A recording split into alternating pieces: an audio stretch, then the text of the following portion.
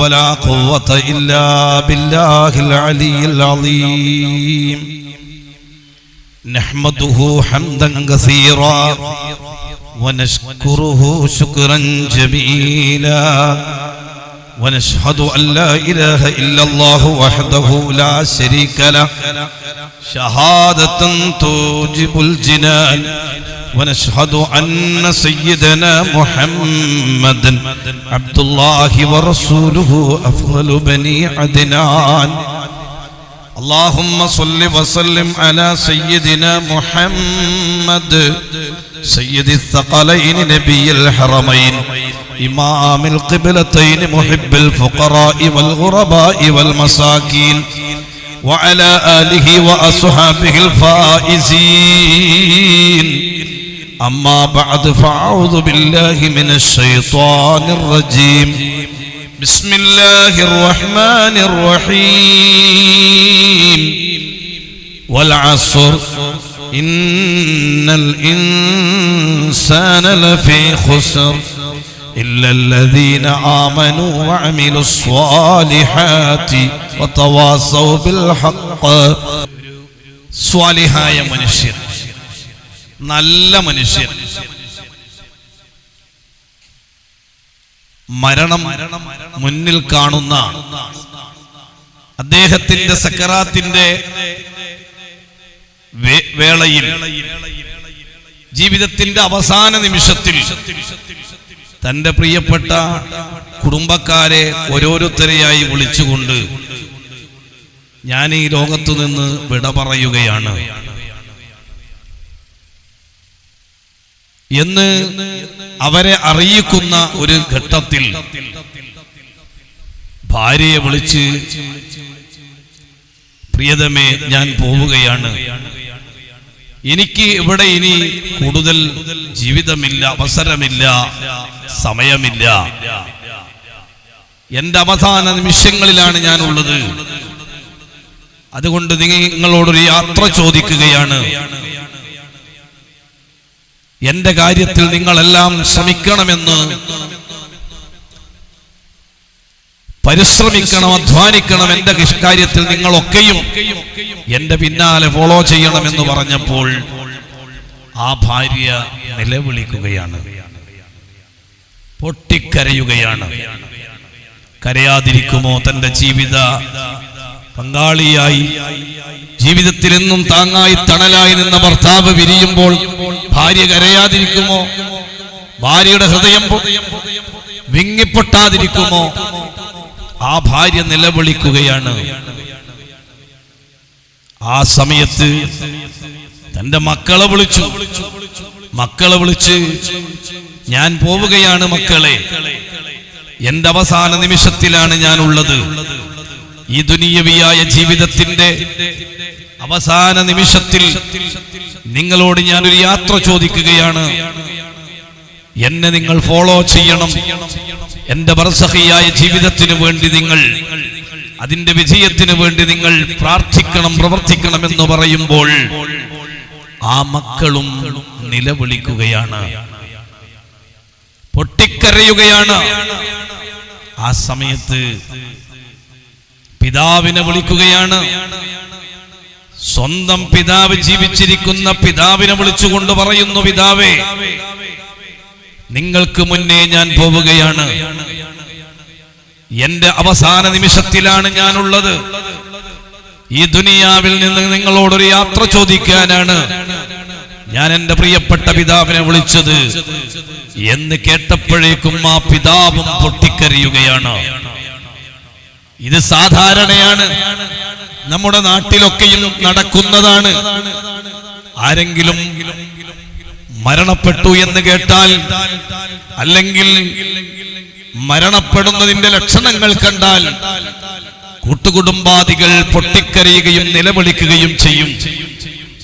അതുപോലെ ആ കുടുംബവും അദ്ദേഹത്തിനെ ഓർത്ത് കരയുകയാണ്. ആ കരയുന്ന സമയത്ത് ഈ കിടക്കുന്ന മരണത്തെ മുന്നിൽ കണ്ടു നിൽക്കുന്ന ഈ മനുഷ്യൻ തന്റെ ഭാര്യയോട് ചോദിച്ചു, ഭാര്യ, പ്രിയതമേ, എന്നെ നിങ്ങൾ എന്തിനാണ് കരയുന്നത്?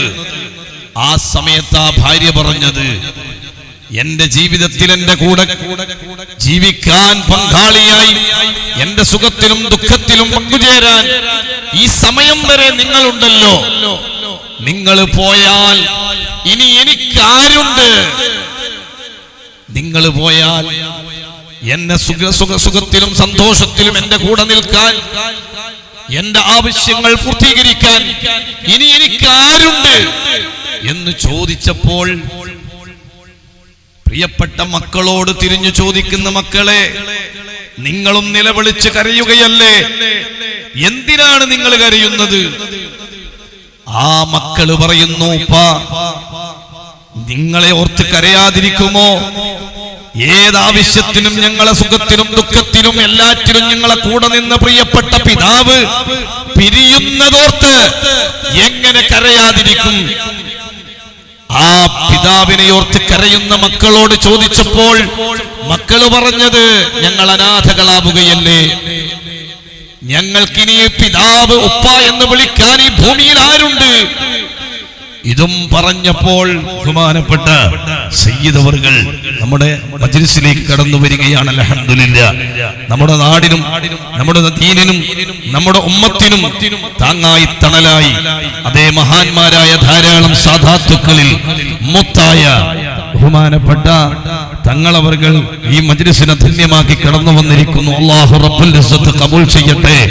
ആഫിയത്തോടെ ദീർഘായുസ്സ് നൽകി ഇസ്സത്തോടെ അതേ ഉമ്മത്തിന് ഒരുപാട് കാലം ആത്മീയ നേതൃത്വം നൽകാൻ ബഹുമാനപ്പെട്ടവർക്ക് അല്ലാഹു തൗഫീഖ് നൽകട്ടെ എന്ന് പ്രാർത്ഥിച്ചുകൊണ്ട്, പ്രിയപ്പെട്ടവരെ, ഈ മക്കള് പറയുന്നു, ഞങ്ങൾ അനാഥകളാവുകയല്ലേ, ഇനി ഞങ്ങൾക്കൊരു പിതാവ് അല്ലെങ്കിൽ ഉപ്പ എന്ന് വിളിക്കാൻ ആരുണ്ട്? ഇത് പറഞ്ഞ് മക്കളും കരയുകയാണ്. ആ സമയത്ത് പിതാവിനോട് ചോദിക്കുന്നു, ഉപ്പാ, നിങ്ങൾ എന്തിനാണ് കരയുന്നത്? ഞാൻ മരിക്കുമ്പോൾ എന്റെ മരണമൊത്തയോർത്ത് നിങ്ങൾ എന്തിനാണ് കരയുന്നത്? ആ ഉപ്പ പറയുന്നു, മോനെ, ഞാൻ മരിച്ചാൽ എന്റെ മയ്യത്ത് പരിപാലനം നടത്താനുള്ള മകനല്ലേ നീ പോകുമ്പോൾ യഥാർത്ഥത്തിൽ ഇനി ഞാൻ എന്റെ ജീവിതത്തിൽ എനിക്കാരുണ്ട് മോനെ? ഈ വയസ്സുകാലത്ത് ഈ പ്രാർത്ഥക്യത്തിൽ എന്നെ താങ്ങാവാൻ, എനിക്ക് തണലാവാൻ, എനിക്ക് തുണയാവാൻ ആരുണ്ട് മോനെ എന്നോർത്ത് കരയുകയാണെന്ന് പിതാവിൽ നിന്നും മറുപടി കിട്ടിയപ്പോൾ ആ മനുഷ്യൻ തിരിച്ചു ചോദിക്കുന്ന, മക്കളെ, പ്രിയപ്പെട്ട പിതാവേ, പ്രിയതമേ, നിങ്ങളെല്ലാവരും നിങ്ങളെ ഓർത്ത് കരയുകയല്ലേ? എന്നെ ഓർത്ത് നിങ്ങൾ കരയുന്നില്ലല്ലോ, എന്റെ ജീവിതം ഓർത്ത് നിങ്ങൾ കരയുന്നില്ലല്ലോ, എന്റെ ബർസഖിയായ ജീവിതത്തെ ഓർത്ത് നിങ്ങൾ കരയുന്നില്ലല്ലോ, ഞാൻ പോയി കിടക്കേണ്ട ഏകനായി കിടക്കേണ്ട ഇരുട്ടറയാകുന്ന മണ്ണറയോർത്ത് നിങ്ങൾ കരയുന്നില്ലല്ലോ, ഞാൻ ഒറ്റപ്പെട്ടു പോകുന്ന അവസ്ഥയോർത്ത് നിങ്ങൾ കരയുന്നില്ലല്ലോ. പ്രിയപ്പെട്ടവരെ, വളരെ ചിന്തിക്കാനുണ്ട് ഇതില്. എന്റെയും നിങ്ങളെയും അവസ്ഥ ഇതാണ്. നമ്മൾ മരണപ്പെടുമ്പോൾ പലരും കരയും. ഇവിടെ എന്തിനാണ് കരയുന്നതെന്ന് ചോദിച്ചാൽ, ഇനി നമ്മളെ കൊണ്ട് അവർക്കൊരു ഗുണവുമില്ലെന്നോർത്തിട്ടല്ലേ. എന്നാൽ ഒറ്റപ്പെട്ട് കിടക്കുന്ന ഖബറിൽ നമുക്ക് താങ്ങായി തണലായി നമ്മളെ ഓർത്ത് കരയാനും, അതേ നമ്മളെ ഓർത്ത് നമ്മളെ ഓർത്തുകൊണ്ട് നമ്മളെ ഫോളോ ചെയ്യാനും ഇവിടെ ആരുണ്ട്, ഇവിടെ എന്തുണ്ട് എന്ന് നമ്മൾ ഓർക്കണം. ഓരോ അനുസ്മരണ വേളയിലും ഓരോ അനുസ്മരണത്തിന്റെ വേദിയും നമുക്ക് തരുന്ന പാഠം അതാണ്. മഹാനായ അഹ്മദുൽ കബീർ റിഫായി സുൽത്താനുൽ ആരിഫീൻ നമ്മളാരും നേരെ കണ്ടില്ലെങ്കിലും കണ്ടതുപോലെ നമ്മളെല്ലാവരും മഹാനവറുകളെ അനുസ്മരിക്കുകയാണ്, ഓർക്കുകയാണ്.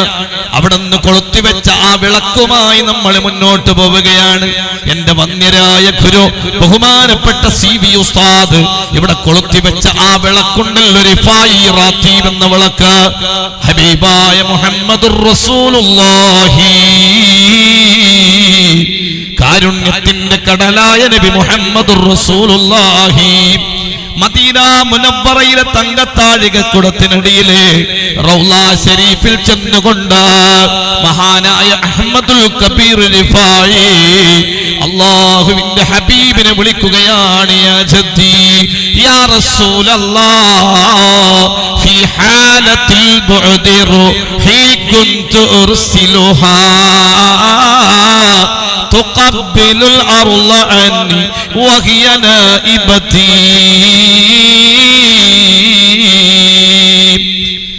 ഓ മഹാനായ പ്രവാചകരെ, എന്റെ പിതാ, എന്റെ ഉപ്പാപ്പ, അങ്ങയുടെ ഹദറത്തിലേക്ക് അങ്ങകല വിദൂരതയിൽ നിന്ന് ബഗ്ദാദിൽ നിന്ന് ഈ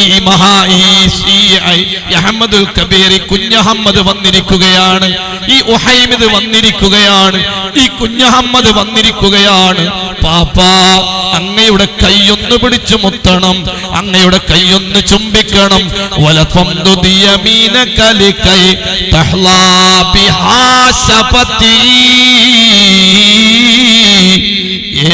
വലത്തെ കയ്യിലെന്റെ ചുണ്ടൊന്ന് വെച്ച് അവിടുത്തെ ബറക്കത്തെടുക്കുക എന്ന ലക്ഷ്യത്തോടു കൂടിയാണ് അങ്ങയുടെ തിരുറൗള ശരീഫിൽ ഞാൻ വന്നിരിക്കുന്നത് എന്ന് ഹബീബായ മുത്തുനബി സല്ലല്ലാഹു അലൈഹി വസല്ലമ തങ്ങളുടെ റൗള ശരീഫിൽ ചെന്നുകൊണ്ട് ആ കുഞ്ഞുമോൻ പറഞ്ഞപ്പോൾ അതേ സുൽത്താനുൽ ആരിഫീനാകുന്ന കുഞ്ഞഹമ്മദ് എന്ന പേരിൽ ലോകത്ത് പ്രശസ്തിയാർജിച്ച പിന്നീട് അഹ്മദുൽ കബീറായി മാറിയ മഹാനായ സുൽത്താനുൽ ആരിഫീൻ അഹ്മദുൽ കബീർ റിഫായി തങ്ങൾ പറഞ്ഞപ്പോൾ ലോകത്തിന്റെ ഹബീബ് അങ്ങയുടെ ഹദ്റത്തിലെത്തിയ ഒരാളെയും നിരാശയോടെ മടക്കിയിട്ടില്ലല്ലോ.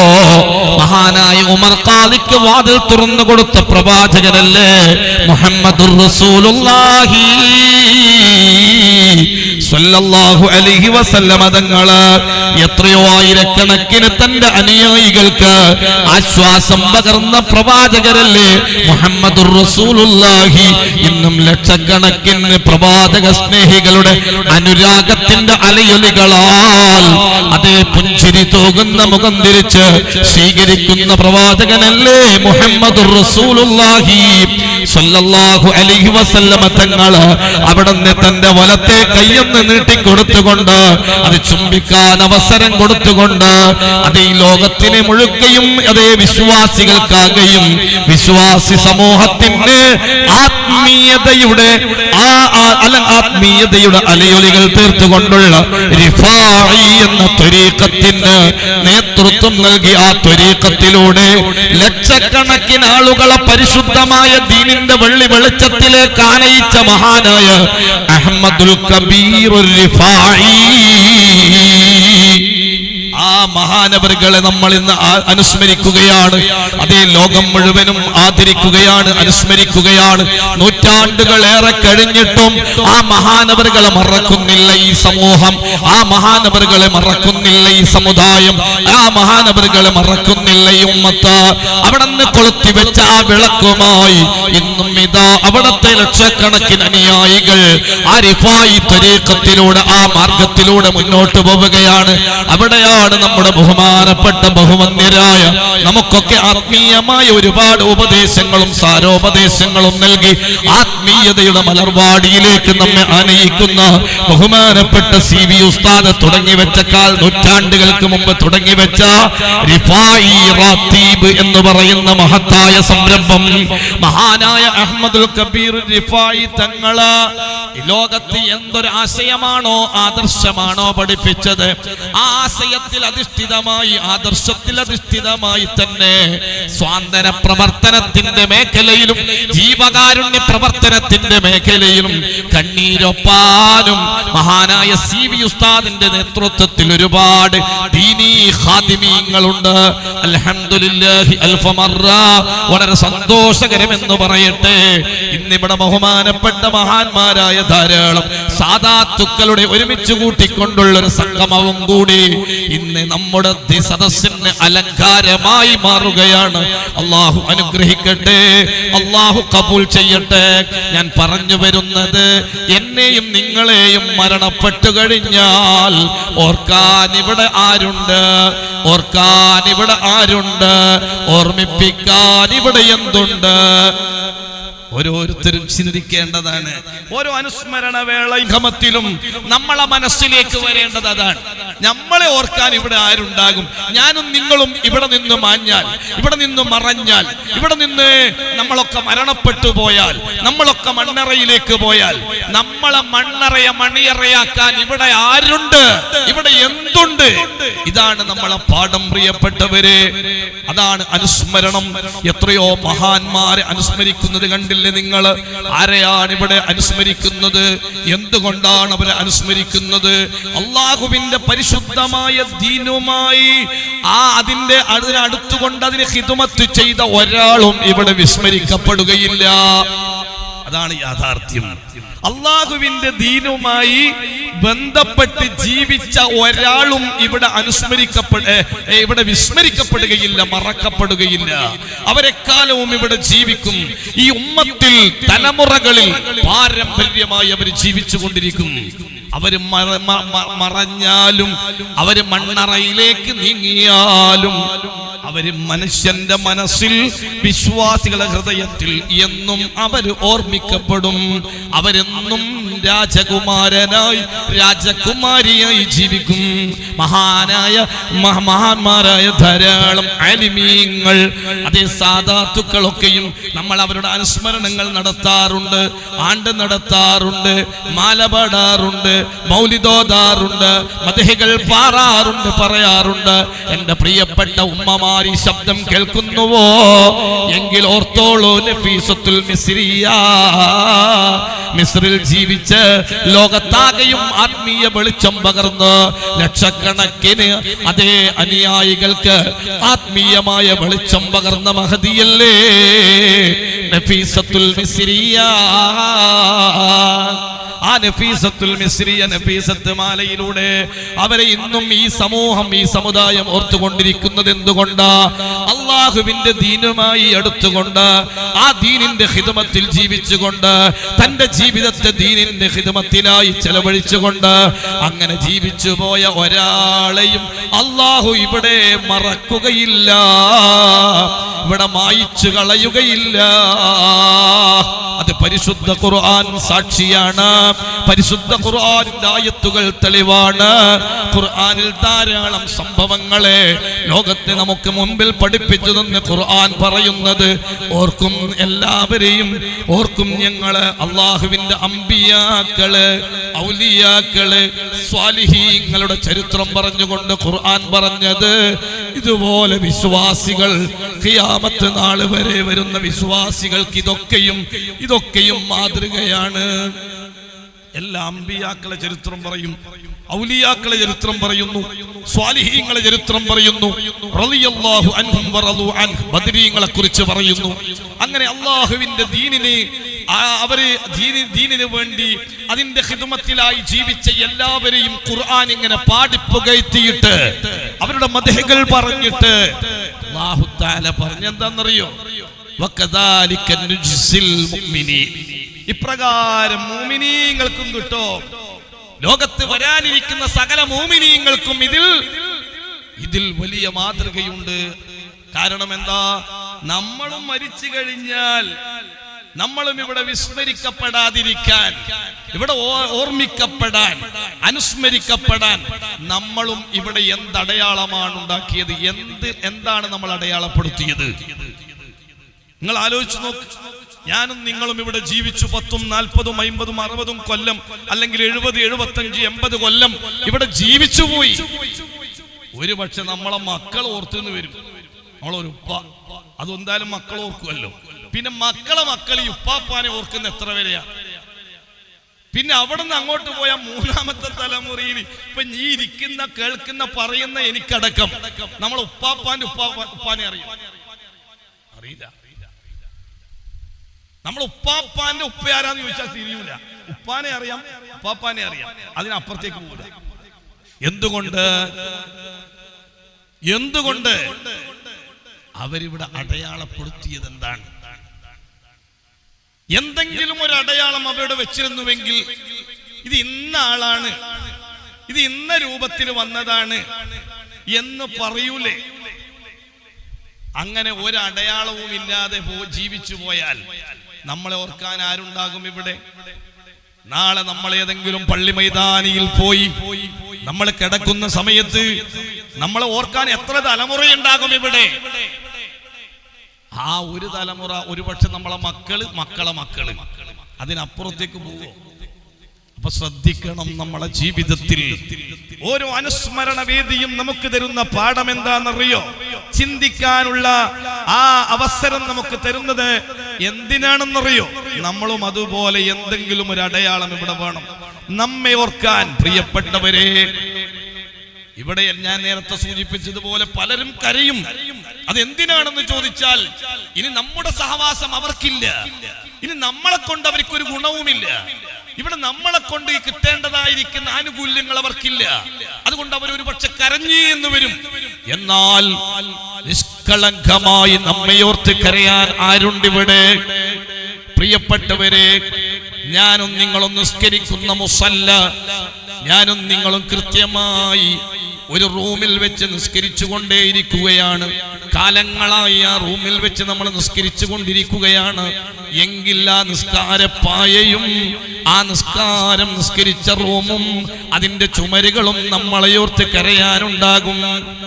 തീർച്ചയായും പ്രിയപ്പെട്ടവരെ, നമ്മൾ കാലങ്ങളായി പള്ളിയിലേക്ക് പോകുന്ന വഴിയിലുള്ള മരങ്ങളും നമ്മൾ കാലങ്ങളായി പള്ളിയിലേക്ക് നടന്നു നീങ്ങുമ്പോഴുള്ള ആ മണൽത്തരികളും, അതേ നമ്മൾ നടന്നു പോകുമ്പോൾ നമ്മൾ കാണുന്ന ആ മരച്ചില്ലകളും, അതുപോലെ തന്നെ അവിടെയുള്ള എല്ലാ സംവിധാനങ്ങളും പ്രിയപ്പെട്ടവരെ നമ്മളെയോർത്ത് കരയാനുണ്ടാകും.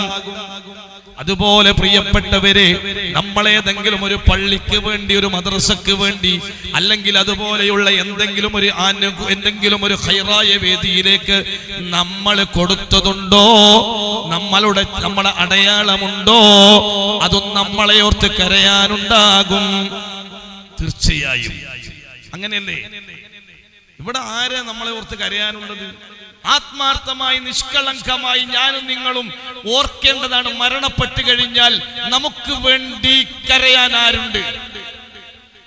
നമ്മെ ഓർത്ത്, നമ്മളെ ആഖിറം ചിന്തിച്ച്, നമ്മളെ ഖബറോർത്ത്, നമ്മളെ ഖബറിനന്തര ജീവിതമോർത്ത്, അവിടെ നിന്ന് അങ്ങോട്ടുള്ള യാത്രയോർത്ത്, മഹ്ശറയോർത്ത്, ഹിസാബോർത്ത്, അവിടെ നിന്നുള്ള ആ വലിയ ഭീകരമായ അവസ്ഥയോർത്ത് നമുക്ക് വേണ്ടി കരയാൻ, നമുക്ക് വേണ്ടി പ്രാർത്ഥിക്കാൻ, നമ്മുടെ രക്ഷയ്ക്ക് വേണ്ടി ഫോളോ ചെയ്യാൻ ഇവിടെ ആരുണ്ട്? ഇതാണ് ചിന്തിക്കാൻ ഈ അവസരം ഉപയോഗപ്പെടുത്തണമെന്ന് എന്നോട് ആദ്യമായും രണ്ടാമത് നിങ്ങളോടായും ഓർമ്മപ്പെടുത്തുകയാണ്.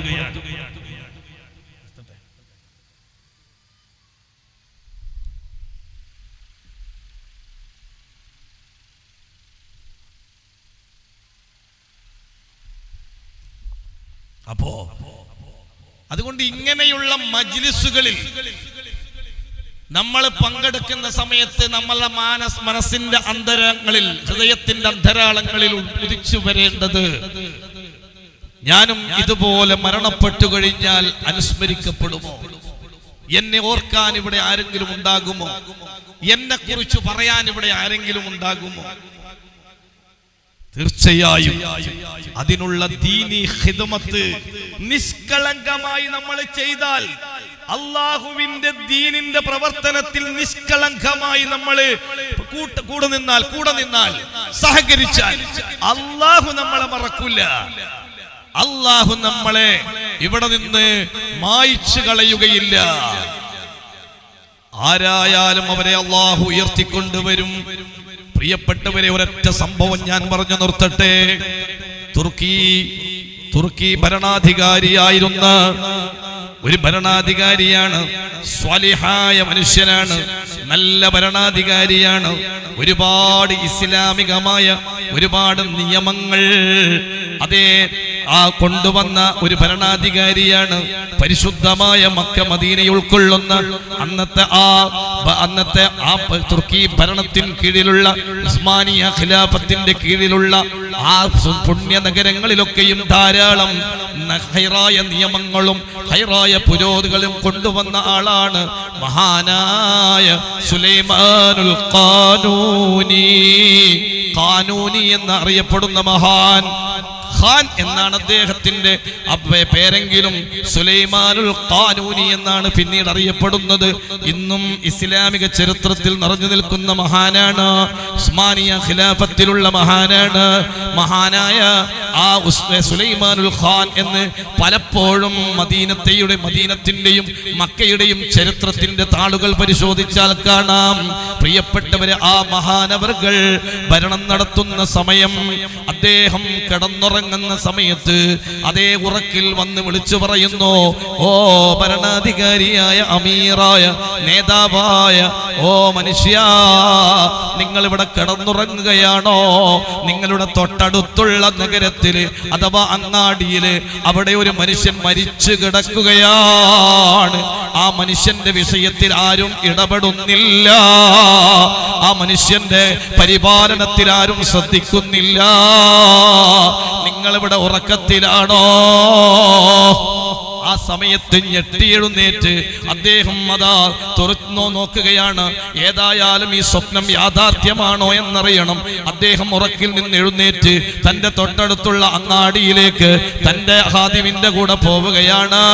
അവിടെ ചെന്ന് നോക്കുമ്പോ യാഥാർത്ഥ്യമാണ്. ആ അങ്ങാടിയിൽ ഒരു തെരുവിൽ ഒരു ഭാഗത്തതാ ഒരു മനുഷ്യൻ മരിച്ചു കിടക്കുന്നു. ആളുകൾ വന്നയാളെ കുറ്റം പറഞ്ഞ് പരിഹസിച്ച് പോകുന്നു. അയാളെ ജനാസ ആരും ശ്രദ്ധിക്കുന്നില്ല. അയാളെ ജനാസ ആരും നോക്കുന്നില്ല, പരിപാലിക്കുന്നില്ല. വന്നവരൊക്കെയും കുറ്റപ്പെടുത്തി പോവുകയാണ്. ഈ സംഭവം അതാ സുലൈമാനുൽ ഖാനൂനി തങ്ങളെ വല്ലാതെ വേദനിപ്പിക്കുകയാണ്. ഈ മനുഷ്യന്റെ വീടന്വേഷിച്ച് ഈ മനുഷ്യനെ ആ വീട്ടിലെത്തിക്കണം, മയ്യിത്ത് പരിപാലനം നടത്തണം. മഹാനായ സുലൈമാനുൽ ഖാനൂനി മഹാനവറുകൾ നേതൃത്വം കൊടുക്കുകയാണ്. ആ മരിച്ച മനുഷ്യന്റെ ജനാസയുമായി അദ്ദേഹത്തിന്റെ വീടന്വേഷിച്ച് പോവുകയാണ്. ആ വീട്ടിലേക്ക് കൊണ്ടുപോകുമ്പോൾ ഭാര്യ മാത്രമാണ് ആ വീട്ടിലുള്ളത്. ഭാര്യ നിലവിളിക്കുകയാണ്. ഭാര്യ നിലവിളിച്ചുകൊണ്ട് പറയുകയാണ്, എന്റെ ഭർത്താവ്, ഞാൻ എപ്പോഴും പറയാറുണ്ട്, മരിച്ചാൽ നിങ്ങൾക്കാരും ഉണ്ടാകില്ല, നിങ്ങളെ ജനാസ ആരും നോക്കില്ല എന്ന് ഞാൻ എൻ്റെ ഭർത്താവിനോട് പറയാറുണ്ട്. അപ്പോഴൊക്കെയും എൻ്റെ ഭർത്താവ് എന്നോട് പറയാറുള്ളത്, എൻ്റെ ജനാസ സുൽത്താൻ കൊണ്ടുവരും, എൻ്റെ ജനാസ സുൽത്താൻ കൊണ്ടുവരും. ഇത് നിലവിളിക്കിടയിൽ ഈ പെണ്ണ് വിളിച്ചു പറയുന്നത് കേൾക്കുന്നതാരാ? നാടിന്റെ സുൽത്താനാണ്. സുൽത്താൻ സുലൈമാനുൽ ഖാനൂനി തങ്ങളാണ്. അവിടെ നിന്നതാ മഹാനവറുകൾ ആ പെണ്ണിനോട് കാര്യം അന്വേഷിക്കുകയാണ്. ഇതിൽ എന്തോ രഹസ്യമുണ്ട്, അല്ലെങ്കിൽ അയാൾ അങ്ങനെ പറയുമായിരുന്നില്ലല്ലോ. അതുകൊണ്ട് തന്നെ പെണ്ണിനോട് ചോദിക്കുകയാണ്, പെണ്ണേ, നിന്റെ ഭർത്താവിനോട് നീ അങ്ങനെ പറയാനും നിന്റെ ഭർത്താവ് അങ്ങനെ മറുപടി പറയാനും എന്താണ് കാര്യമെന്നറിയുമോ? എന്താണ് കാര്യമെന്ന് പറയാമോ? ആ സമയത്ത് ആ പെണ്ണ് പറഞ്ഞു കൊടുക്കുകയാണ്, ഓ മഹാനവറുകളെ, എന്റെ ഭർത്താവ് രാവിലെ മുതൽ വൈകുന്നേരം വരെ അധ്വാനിക്കുന്നു, കഷ്ടപ്പെടുന്നു, പണിയെടുത്ത് കിട്ടുന്ന വേതനവുമായി വൈകുന്നേരം കള്ള് ഷാപ്പിലേക്ക് പോവുകയാണ്. കള്ള് കുടിക്കാനല്ല, അവിടെ ചെന്ന് കള്ള് വാങ്ങുകയാണ്. എന്നിട്ടത് അകലെ എവിടെയെങ്കിലും കൊണ്ടുപോയി മറിക്കുകയാണ്. പക്ഷേ ആളുകളൊക്കെയും എൻ്റെ ഭർത്താവിനെ കള്ള് ഷാപ്പിൽ പോകുന്നത് കണ്ടാൽ, കള്ളും വാങ്ങി വരുന്നത് കണ്ടാൽ കള്ള് കുടിയനാണെന്ന് പറയുകയാണ്. പക്ഷെ എൻ്റെ ഭർത്താവ് കള്ള് കുടിച്ചിട്ടില്ല. എൻ്റെ ഭർത്താവ് കള്ളുമായി അകലത്ത് പോയി എവിടെയെങ്കിലും മറിച്ചു കളയുകയാണ്. ഞാൻ ഈ വിഷയം എൻ്റെ ഭർത്താവിനോട് പറഞ്ഞപ്പോ എൻ്റെ ഭർത്താവ് പറഞ്ഞത്, എനിക്ക് ഈ ദുനിയാവിൽ അള്ളാഹുവിന്റെ ദീനിന് ചെയ്യാൻ പറ്റുന്ന ഒരു അമലിതാണ്, രഹസ്യമായ ഒരു അമലാണ്. ആളുകൾ എന്തു പറയട്ടെ പറയാതിരിക്കട്ടെ, എനിക്ക് വിഷയമല്ല. അതുകൊണ്ട് ഞാൻ ചെയ്യുന്ന പണി എൻ്റെ റബ്ബിനറിയാം. ഞാൻ മരിച്ചാലും എൻ്റെ റബ്ബായ യജമാനനായ റബ്ബ് എന്നെ കൈകാര്യം ചെയ്യും, എന്നെ പരിപാലിക്കുമെന്ന് എനിക്കറിയാം. പ്രിയപ്പെട്ടവരെ ഓർക്കണേ, ചരിത്രം ദീർഘിപ്പിക്കുന്നില്ല. ആ സംഭവത്തിൽ നിന്ന് നമുക്കുള്ള പാഠം എന്താ? മഹാനായ സുലൈമാനുൽ ഖാനൂനി ഇത് കേട്ടപ്പോൾ അവിടെ നിന്ന് ഉത്തരവിടുകയാണ്, ജനങ്ങളെ മുഴുവനും ഒളിച്ചുകൂട്ടുകയാണ്. ആ ജനാദ ബഹുമാന പുരസ്സരം വലിയ ആൾബലത്തില്, വലിയ ആൾക്കൂട്ടത്തില്, എത്രയോ വിശ്വാസികളുടെ സാന്നിധ്യത്തില് മറമാടുകയാണ്. യജമാനനായ ഖാലിഖായ റബ്ബിന്റെ ദീനിന് വേണ്ടി ആര് പ്രവർത്തിച്ചാലും, ആര് സഹകരിച്ചാലും അവരെ അല്ലാഹു മറക്കുകയില്ല, അല്ലാഹു മാറ്റി നിർത്തുകയില്ല, അല്ലാഹു വിസ്മരിക്കുകയില്ല. അതുകൊണ്ട് നമ്മളെല്ലാവരും അല്ലാഹുവിന്റെ ദീനുമായി ബന്ധപ്പെട്ടുകൊണ്ട് ബഹുമാനപ്പെട്ട നമ്മുടെ CV ഉസ്താദ് അവർകൾ ഇവിടെ നടത്തുന്ന സംരംഭങ്ങളുമായി സഹകരിക്കണേ എന്ന് ആത്മാർത്ഥമായി വിനയത്തോടെ അപേക്ഷിച്ചുകൊണ്ട് വആഖിറു ദഅവാനാ അനിൽ ഹംദുലില്ലാഹി റബ്ബിൽ ആലമീൻ. അസ്സലാമു അലൈക്കും വറഹ്മത്തുള്ളാഹി വബറകാതുഹു.